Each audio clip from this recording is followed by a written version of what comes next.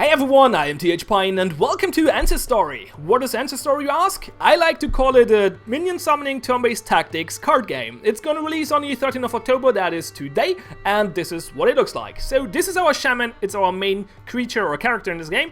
We should try to not lose him, because if we lose him, our opponent gets 10 points. He will respawn though, but he will get 10 points. And if he gets 40 or 50 points, apparently it's dependent on the map. On the other map I played, it's 40 points. So on this map, if he gets 50 points, he wins. You get, what's in a different way to get points? You can capture those totems, they give points as well. So let's actually try to do that. We move our shaman over here. Wrong button. The control scheme is a little weird. You control with, like, you give your orders with your left mouse button and with your right one. And then we summon a minion. It's called Matty.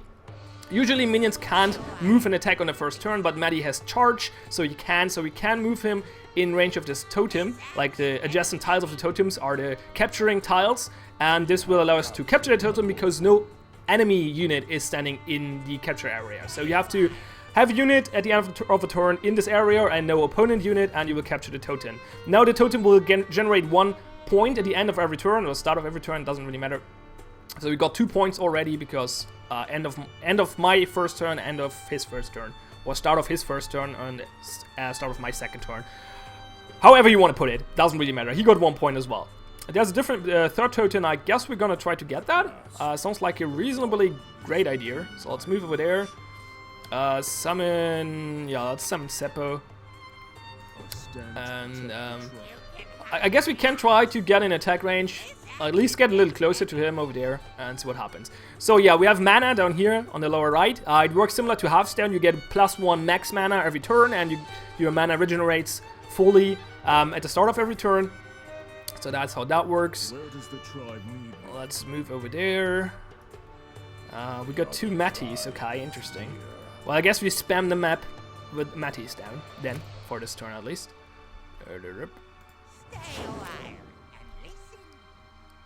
No, let's not summon him yet. Let's actually send this Matty in this direction. And summon another Matty. That we send, actually, probably in this direction as well. Because, like, having 3 Matties against 1 sounds like a good idea, and we can just summon more stuff over here. He's not summoning stuff yet, so I guess he doesn't have great cards. I had like the advantage of going first anyway. I think he gets an extra card for going second. I'm not 100% sure about that actually. He might. So there's that. He's pulling back with his Matty. Let's follow up. We cannot summon anything this turn though, so that's kind of bad. Well, we're getting over there, so that's a good idea. Let's get the shaman over there. This map is fairly big, and it takes a while to get to the enemy. So not too much is going on in the first few turns, which allows us to summon quite some stuff. So let's talk about let's talk about controls first. So the controls are fairly okay. WASD, edge panning. For some reason in full screen mode, or borderless window mode I should say, the mouse is not restricted to the screen, so I cannot scroll by getting the mouse to the left or right of the screen. Like, I can do it a little bit, but it's not working as intended. There's one big caveat though I have for the control scheme. If you right click, you rotate the camera. Which is not what you want. What you want is on right click, you rotate the world. Why is that? Like, there's a pretty simple solution. You can scroll, by the way, as well, or zoom. There's a pretty simple reason for that. Let's say I'm in this situation. I want to see what is there exactly. I can't really see that. Let's rotate the world so I can see this spot from the other side. Oh yeah, that did not work. So I'm not sure why they were going for this control scheme. It doesn't make too much sense for me. Like, this is really, like, that's never what I want. Like, just rotating the camera, that's never what I want. Never. Like, I don't know. Anyway, let's do our turn here. What does he have there? Also, you give orders with the left mouse button, and you cancel the right mouse button. If I left click here, it will not cancel. It also will keep the selection of your character at the end of your turn. So at the start of your turn, a character might be selected. And if you then on accident click on an enemy character you can attack because he's in attack range, then yeah, you do that, you attack, which might not be what you want. So this guy is melee, 1 range, 4 movement speed, pretty weak with 3 health, but he deals 6 damage, so we kind of want to kill him. Not sure how yet. Maybe, do we have a ranged one? Oh yeah, we have Jonas. So let's try to kill him with the Jonah on range. That sounds like a really good idea, because if you fight him melee, he will attack back, or strike back. So he's, what's his move speed again? 4. 1, 2, 3, 4. He cannot even get in totem range. So we should not get, okay, yeah. What we do is we get him over here to get the totem. And then we summon 1, 2, 3, 4. Summon something there, I guess. Like a Johnner over here. That will give us a card draw as well, which is good. Then we send, like, actually sending one Matty in this direction is probably completely enough because we have another Matty over here. So we should be able to trade one off and then get the totem, and the other one can come here to support us. There we go, and that completes our turn. So I think the going first advantage in this game is actually quite strong, because there doesn't seem to be too much of a drawback for it. Oh, he's moving his shaman. Okay, so that means we just have to kill this thing and then go over there. He traded the Matties. Okay, I'm okay with that. So let's actually get to the totem. What did he summon here? A Kijo. He's super quick. Okay, this is kind of a problem. I think about attacking it. Not yet. We might throw a meteorite at it. That sounds like a... No, he has 4 HP. That's not great. Well, we could attack it and throw a meteorite. Not the worst idea ever. Yeah, that's actually... I'm not sure if that's a good idea. Probably not, but it should be okay. Actually, no, it's a good idea because it gives us domination of the field. Like, we have board control. We kill all his minions this turn. We deal some damage to his shaman as well. So meteorite deals 4 damage in an area of effect. Or in an area. There we go. There's not a good distinction which characters you still can move and which not. That's a little weird as well. So this is our ranged guy, right? So she can attack this guy and kill him. That's what we want. Boop. There we go. Killed him. After attacking, you cannot move anymore, so that's unfortunate. But you can move our other guys now. There we go. You can chain orders, so that's good. We don't have mana to summon anything else, but we should win this anyway. Looks pretty good so far. So there's one more big issue I have. Not with the controls. The UI is actually pretty good, I think, but with the performance. The game runs terribly. Like, not terribly, it runs okay in full screen mode. It runs pretty badly in borderless window or window mode, and it runs terribly while recording for some reason. I'm not sure why. I could not, like, it doesn't fully uses my graphics card, it doesn't fully uses my CPU, it doesn't fully fills up my RAM. I'm not sure what's holding the game back, but it's running at 25 frames per second. And changing settings, except for full screen mode, doesn't do anything either. So that's a little weird. I'm not sure what's going on with that. But that's not great, obviously. So let's follow his shaman and summon something. Do we want the Kalivi? Kalivi is pretty cool. He has 6 range. Pretty strong. Might want to summon Joanna to get more cards, to have more options next turn though. Might be a good idea as well, because we don't, like, we can afford summoning a weak minion with a good effect because we have like board control anyway right now. So we got a Meteor Strike, that's good. We follow up here. We have control over 2 totems, 3 totems next turn. We should easily win this. Like, I don't see him coming back.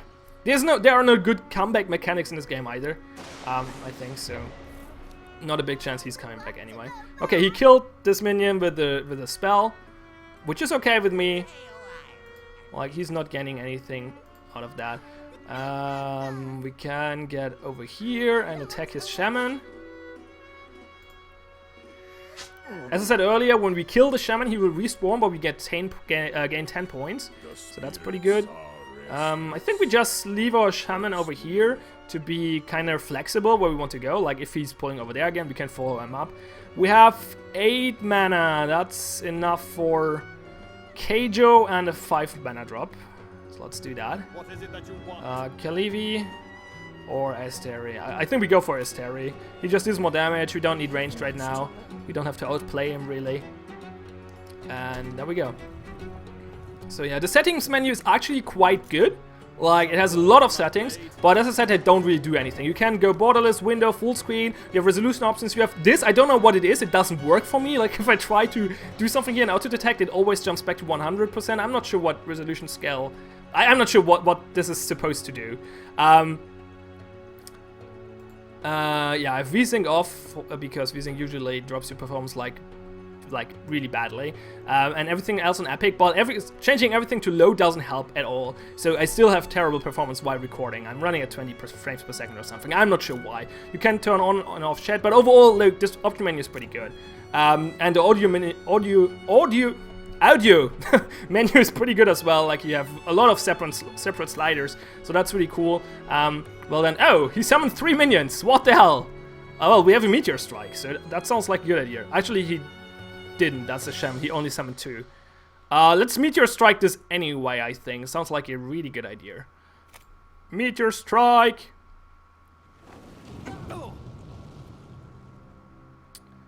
And so 11. How much damage can we deal? 3, 6, 8, 12. We can kill the shaman. That gives us 10 points. Yeah, I'm okay with that. Let's do that. If we can get anyone in range, everyone in range, I think we should be able to do this. I'm not sure. Wait, do we have someone with range? Must we fight? What is it that you want? Oh fuck, misclick. Great. On the move. Can I still get, like, did I move this? Oh fuck. Great, so I cannot kill the shaman now. That's bad. That's what I meant earlier. Like, you select the minion with left click and you move it with left click. That's like a weird control scheme. I'm not sure why that is in place. It's really strange. Yeah, I guess we fucked that up. Okay, maybe we kill something else then. Like this guy, for example. Yeah, it sounds like it. Actually, Jonah has range. Yeah, but that doesn't help. Well, let's just kill that guy. Should have moved her on the totem, really, but it doesn't matter too much, I guess. And we have 5 mana left, so we can summon Kalivi. Where is my bow? Why not? And enter. So, the game doesn't look bad, but like the character models are a little low detail, and they look pretty bland. Most of the time you're zoomed out anyway, though, so it doesn't matter too much, I guess. It's still, they could look a little nicer, I guess. Did he just attack my shaman? What the hell? The AI is pretty bad, if you did not notice yet. Some work for my blade. Let's kill the shaman to get 10 points. Stay calm and focus. Doop-a-doop-a-doop. So there we go, 10 points. So we're pretty close to winning. Anybody call for a carpenter? Yeah, we killed that guy. That's the thing. I want to rotate the world here so I can see that from the other side. So I have to rotate the camera and then move it. This is pretty unnecessary. Can we move there? No. Can we attack from there? I'm not sure. Maybe. Let's see. No, we can't. Okay, so we screwed that up. That's fine, though. We should be able to kill him from here.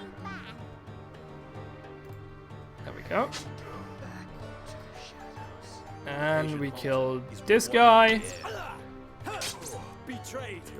Again? Where does he spawn? I think he spawns somewhere around here. So probably summoning Jonah here is a good idea. And then an Ancestory as well. I have much to learn. And then over to him. So the gameplay is not super complicated. Well, it's kind of neat. Like, it's not terrible. Overall, the game is pretty well done, I think. But yeah, there's no, like, it's super clear for multiple turns now that I'm winning. Like, there's no way he's coming back. Like, I just win in a few turns because I get 3 points every 2 turns. Every turn, actually. So I get 6 points every time it's my turn, basically. Which means we win. Yeah, I don't have to do anything. I can just end the turn now, get 3 more points, and as soon as he ends his turn, I'm victorious. So there we go. And I think, as I said, having the first turn is quite a big advantage. So that's a problem as well. And there we go, victory. We level up? No, we don't level up, but we get XP. And so yeah, that was the single player against AI. The single player is very, very bare bones. That's all there is. Like, there's custom matches against an AI. You cannot change the difficulty. You cannot change the deck of the AI. You can change the map. How many maps are there actually? 1, 2, 3, 4, 5 maps. Okay, in random. and you can change your deck. The deck builder is actually pretty good. You can have multiple decks. This is not limited. It will scroll down if you create more decks. Let's demonstrate. No, let's not demonstrate. That takes too long. Well, let's do a new deck anyway. So the deck builder is pretty good. Like, you have your minions and spells separated here. You can sort them by name or by mana. You don't have a search bar for some reason, which is a little weird, but it's okay. And you can add them with left clicking and remove them with right clicking. You can click here as well. So that works all quite nice. That's really good. You have to have 30 cards in your deck. You can have 4 copies or up to 4 copies of each card. You have a mana curve. Like, a deck builder is, I really like it. It's pretty good. I think there could be a few more cards on one page, but it's okay. One big issue though I have is there are only 46 cards, 20 minions, 26 spells, and some of them are locked in the beginning. You have to unlock them by leveling up. There's no, like, you have all cards. It's not a collectible card game per se. It's not a free-to-play game. This game will cost 15 bucks. And we will talk about that in a moment. But let's first show this off a little more. So 20 minions, 26 spells. A few of them are unlocked. You have to level up to unlock. Are locked, and you have to level up to unlock them. They're not unlocked. Most of them are unlocked though. I think it's only 4 cards or so that are locked. You can change the icon of your deck and the name. So that's all quite nicely done. I kind of like it. Not clear. Cancel. That's the button I want to press. So what's the meat of the game? Well, the meat of the game is the multiplayer, apparently, because the single player is very bare bones. However, the multiplayer is really bare bones as well. It's just, you can challenge a friend, or you can, like, do online matchmaking. However, there are no leaderboards or anything. I'm not sure if the matchmaking has some ranking, like a hidden ranking system or something, or if it will just match you with anyone. I imagine the latter. However, my biggest concern with this is, like, this game costs 15 bucks, and it's multiplayer focused. Like, I have this issue with every game that's like that. I mention it time and time again. Having your game multiplayer focused, or even worse, multiplayer only, and having a price tag, or like any price tag actually, but it makes it worse if it's more than 10 bucks, is gonna be a potential problem. Like, because the main issue is here, will this game get a player base? Because if it doesn't get a healthy player base, then nobody can play the game. If nobody can play the game, nobody buys the game, and there's no player base at all, and the game dies. So, how to avoid that? Well, there are multiple ways. You can have a great market. Well, actually, you probably need all of those 4 points, actually. You need luck, you need great marketing, you need a great game, and you need a unique game, or a very unique game. So, I cannot comment on luck or marketing of this game. I don't know. I can talk about the quality of the game and the uniqueness of the game, though. And the quality of the game, it's good, but it's not amazing. Like, the game is a good game. It's a good tactical combat card game hybrid. It's done well. The mechanics work. They're not great though, as I mentioned earlier. Like, there's no real chance for comeback. You see the victory coming like few turns away, multiple turns early. There's no real drawback to going first. At least none that I could see so far. There are only 46 cards, which is probably the biggest issue here. Like, the game is good, it's well done, it's good on a technical level as well. So you see the settings menu, it's pretty good. Everything is good, everything seems polished, everything works, there are no bugs, but it's not great, it's not brilliant. Is it unique? Well, it's not super unique. It's okay though. Like, that's probably its biggest strength. The genre of card games is not that filled anyway, like, it's not super overcrowded, but it's not like, it doesn't have like this mechanic where you're saying, oh wow, why did nobody think of that already? Or like, the theme is not that unique either. Like, it's a neat theme, but it's not super amazing either, I guess. Well, that's a personal opinion, obviously, so people might have a different opinion on that, but still, like, I don't see this game getting a great player base, and with basically no single player, or no worthwhile single player at all, especially because the one AI there is really, really bad. I did not lose one match so far, and you cannot even change the deck of the AI or anything. I think he's always playing with the starter deck or something. Like, the single player content is not worthwhile. You will get bored after maximum 30 minutes, I guess, at most. And if there's no player base for multiplayer, what you gonna do? Like, I mean, maybe there will be a multiplayer player base. I don't want to call this game dead yet, but I don't see the chances to be too high. So if you're interested in this game, as always, check the player base first. Is there a player base you can play with? And if not, avoid and be sorry that the game is dead. But let's hope it's not gonna happen.